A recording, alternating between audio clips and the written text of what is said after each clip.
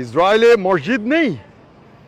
দেখুন মসজিদ, নিজ চোখে দেখুন ইসরায়েলের প্রাক্তন রাজধানীতে মসজিদ, একেবারেই তেল আবিবের ইয়াফাতে এই মসজিদ। দেখুন ওল্ড ইয়াফাতে একটি মসজিদ, মুসলমানদের মসজিদ, একেবারে শির দাঁড়া করে দাঁড়িয়ে আছে। দেখুন প্রিয় বন্ধুরা, আমরা আছি ইয়াফা অর্থাৎ জাফা নামে সেই তেল আবিবের পুরনো অংশ। তেল আবিবের দর্শক মণ্ডলী, আপনারা দেখলেন জামাত শিবিরের মুখপাত্র বুনো আমিন কিভাবে ইসরায়েলের প্রশংসা করছে এবং তাদের দালালি করছে। এই কথার পরবর্তী ভিডিওতে আপনারা দেখবেন যে সে বলছে ইসরায়েল ইসলাম ও মুসলমানদের শত্রু নয়। সে আল্লাহর কাছে দোয়া করছে আল্লাহ যেন ইসরায়েলকে এমন শক্তিশালী করেন তাতে ইসলামের স্বার্থ রক্ষা হবে, প্রকৃত স্বার্থ রক্ষা হবে এবং আরব দেশগুলোকে সে ইসরায়েল সাহায্য করে সেখানে যেন গণতন্ত্র প্রতিষ্ঠা করে, সেই জন্য সে আল্লাহর কাছে দোয়া করছে। তাহলে তার কথা মতো আল্লাহ ইসরায়েলকে পাঠিয়েছেন বা ইসরায়েল প্রতিষ্ঠা করেছেন মুসলমানদেরকে বা ইসলামের স্বার্থ রক্ষার জন্য। তারা ইসরায়েলের পক্ষে এই যে প্রচার চালাচ্ছে, প্রচণ্ড কৌশলী অবস্থান নিয়েছে, এটা অন্যতম একটি কারণ। ইসরায়েল পৃথিবীর একটি শক্তিশালী গোষ্ঠী, তাদেরকে ব্যবহার করে আগামীতে জামাত বিএনপি ক্ষমতায় আসতে চায়। যেহেতু ইসরায়েল তাদের পুরনো বন্ধু, তাদের সহযোগিতার জন্য তারা মুখিয়ে আছে। এটা আমরা সবাই জানি যে ইসরায়েলে 20 লক্ষ মুসলমান বসবাস করে, যারা ইসরায়েলের নাগরিক। তারা কোনো বৈষম্যের শিকার হয় না। ইসরায়েলের বিভিন্ন জায়গায় 5 ওয়াক্ত আজান হয়, আল্লাহু আকবার ধ্বনি হয় সারা ইসরায়েল জুড়ে। শুধু তাই নয়, ইসরায়েল হচ্ছে একমাত্র অমুসলিম দেশ যেখানে সংসদে নামাজের জন্য স্থান বা মসজিদ আছে। ইসরায়েল মুসলমানদেরকে তাদের দেশে থাকার, বৈষম্যহীনভাবে বাস করার যে সুযোগ দিয়েছে, তাই বলে কি তারা গত 75 বছর ধরে যে হত্যা নির্যাতন চালিয়ে আসছে সেটা তামাদি হয়ে যাবে? সেটা কি আমরা কোনো আমলেই নিব না? এই বুনো আমিন ইসরায়েলে মুসলমানদের ব্যাপারে বেশ প্রশংসা করছে, কিন্তু একবারও সে নিন্দা জানায়নি এই যে গণহত্যার বিরুদ্ধে। ধরেন কোনো একজন আলেম লোক অথবা কোনো ব্যক্তি 5 ওয়াক্ত নামাজ পড়ছেন, নিয়মিত হজ করেন, এখন তিনি যদি আপনার মেয়ে বা বউকে ধর্ষণ করে এবং টুকরো টুকরো করে হত্যা করে, একজন নামাজি বলে কি আপনি তাকে ক্ষমা করে দিবেন? তেমনি ইসরায়েলিদের এই গণহত্যাকে কি আমরা মাফ করে দিব? আপনারা কি মনে করেন?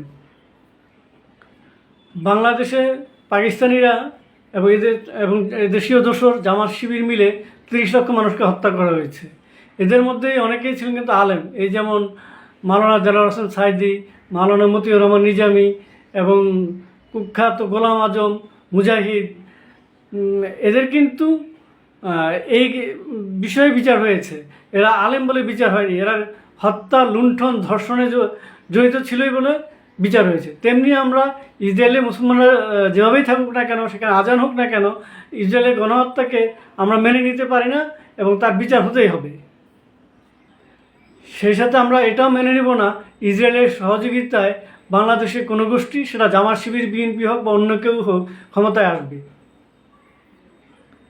আপনারা পরবর্তী ভিডিওটি দেখলেই বুঝতে পারবেন বিএনপি, জামাতের এবং তাদের সহযোগী ইসরায়েল নিয়ে তারা কি কৌশল করছে, সেটা একদম পরিষ্কার করে বুনিয়ামিন দিয়ে দিয়েছে। আপনারা সেই বিষয়টি বিবেচনা করবেন। খোদা হাফেজ। জয়। তেল আবিবের যে জাফা, যেটাকে হিব্রু ভাষায় বলা হয় ইয়াফা, সেই ইয়াফা অথবা জাফার সবচেয়ে পুরাতন একটি মসজিদ। 5 ওয়াক্ত এখানে এই মসজিদের আজানের শব্দ শোনা যায়। ভূমধ্য সাগরের পাড়েই এই জাফা বন্দরটি। দেখুন দূরে হচ্ছে নূতন তেল আবিব। তেল আবিব শহর আমরা হেঁটে হেঁটে আমরা দৃশ্য উপভোগ করতে করতে এখানে চলে এসেছি এই জাফাতে। জাফা হচ্ছে ইংরেজি শব্দ আর ইয়াফা হচ্ছে হিব্রু শব্দ। ইয়াফা এবং জাফা একই শব্দ। এখানে বিরাট একটি জুম্মা মসজিদ। আমি এই মসজিদের ভেতরটা একটু দেখাবো আপনাদেরকে। প্রিয় বন্ধুরা, মনে রাখবেন ইসরায়েলের মোট জনসংখ্যার 18 থেকে 20% হচ্ছে আরব এবং মুসলমান,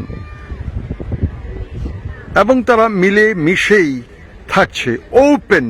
ওপেন আপনি দেখতে পাচ্ছেন মসজিদ, অনেক বড় মসজিদ, এই বিরাট কম্পাউন্ড। এই পোর্ট জাফা মনে রাখবেন, ওল্ড জাফায় মসজিদ, জামে মসজিদ। আর এই জাফাতে যে ঠিক শহরের মধ্যভাগে যে টাওয়ার, ক্লক টাওয়ার, সেটা কিন্তু অটোমান সাম্রাজ্যের শেষ স্তম্ভ হিসেবে তারা ওটা গেঁড়ে গিয়েছে। অর্থাৎ সেই ঘড়ি যে ক্লক টাওয়ার, সেটা কিন্তু অটোমান সাম্রাজ্যের 1906 কি 10 সনের দিকে তারা সেই টাওয়ারটি করেছিল। আর এই মসজিদটিও কিন্তু অটোমান সাম্রাজ্যের তৈরি ইতিহাস। ইসরায়েল যদি মুসলিম বিদ্বেষী হতো, ইসলাম বিদ্বেষী হতো, তাহলে তারা এই মসজিদগুলোকে গড়িয়ে ফেলতো। এত বড় কম্পাউন্ড, এটা পুরোটা ইসলামিক এরিয়া, কিন্তু পুরোটা ইসলামিক এরিয়া এই মসজিদ।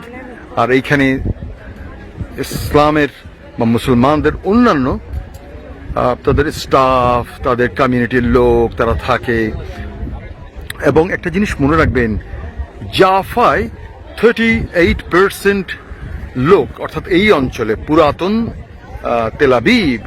পুরাতন তেল আবিবের মোট জনসংখ্যার 37% হচ্ছে এখানে মুসলমান। ওরা মুসলমান। এখানে আপনি যত্র মুসলিম পাবেন। এবং তেল আবিব শহরটা, এই যে দেখুন তেল আবিব শহর দেখতে পাচ্ছেন, দূরে তেল আবিব শহর। তেমন না, আমরা হেঁটে হেঁটেই তেল আবিব থেকে এসেছি। মসজিদটা আরেকবার দেখুন। একটু আগে জোহরের আজান দিয়ে নামাজ হয়েছে। প্রচুর লোক এখানে নামাজ পড়ে, প্রচুর লোক এখানে। আমি গতকাল রাতে দেখেছি তারা এশার ওয়াক্তের নামাজ পড়ে তারা এই মসজিদ থেকে লাইন ধরে বের হচ্ছে। এটা কিন্তু ইসরায়েলেরই শহর, ইসরায়েলের শহর তেল আবিব। আমি আছি ইসরায়েলের জাফা নগরীতে। প্রিয় বন্ধুরা, জাফা হচ্ছে পুরাতন তেল আবিব বলা হয়, অনেকে বলে পুরাতন তেল আবিব। সেখানে এই ছোট ছোট ছোট জিনিসগুলো আপনাদেরকে দেখাচ্ছি, মনে রাখবেন। আর এটা হচ্ছে এই যে নীলাভ জল, ভূমধ্য সাগর। ভূমধ্য সাগরের একাংশ। আপনি তো এখানে বসে আর পুরো সাগরটা দেখতে পাবেন না। এক চিমটি যেমন লবণ দেওয়া হয় না এক জাগ জলে, ঠিক এখানে এক চিমটি বা এক চিলতে আপনি ভূমধ্য সাগরের জল দেখছেন, অর্থাৎ ভূমধ্য সাগর দেখছেন। এই সেই সাগর, যেই সাগর সাধারণ ছোট্ট ডিঙ্গি দিয়ে হাজার হাজার বাংলাদেশি কর্ম অন্বেষণে লিবিয়া, আলজেরিয়া, মরক্কো, টিউনিসিয়া থেকে তারা ইউরোপের বিভিন্ন দেশে তারা পাড়ি জমায়। এই সেই ভূমধ্য সাগর। চলুন মসজিদটা একটু ঘুরে দেখে আসি, কারণ আপনারা অনেকে মসজিদ দেখতে ভালোবাসেন। আমি তাদের জন্য মসজিদটা একটু ঘুরে ঘুরে দেখাই। প্রিয় বন্ধুরা, this is Boni Amin from জাফা, Israel. Thank you very much. Bye bye. மருதாணி வாசம் வீச விருந்தாளி வீட்ட சுத்த சந்தோஷம் குறையா போகாது. முட்டாயி வெத்தல பாக்கு மொய் நோட்டு சீனி தட்டு முறவாசல் முன்னே குடியேறும் பூப்பந்தல் நிழலா சூழும் துணையாக தோரணையும் செவ்வாழ மரமோ சேரும் பழவண்ணோ பூசி பளபளக்கும் வீட்டு சுவர் பசிச்சா எங்க நெல்லு சோறு ஹேய்! ஊரு மக்க ஒன்னா கொண்டாடும் ஒருவனொருக்கு சேரும் சந்தோஷம் உடுத்துக்கிற கோயில் மேடையில ஒரு கல்யாணம் ஊரு மக்க ஒன்னா கொண்டாடும் ஒருவனொருக்கு சேரும் சந்தோஷம் உடுத்துக்கிற கோயில் மேடையில ஒரு கல்யாணம்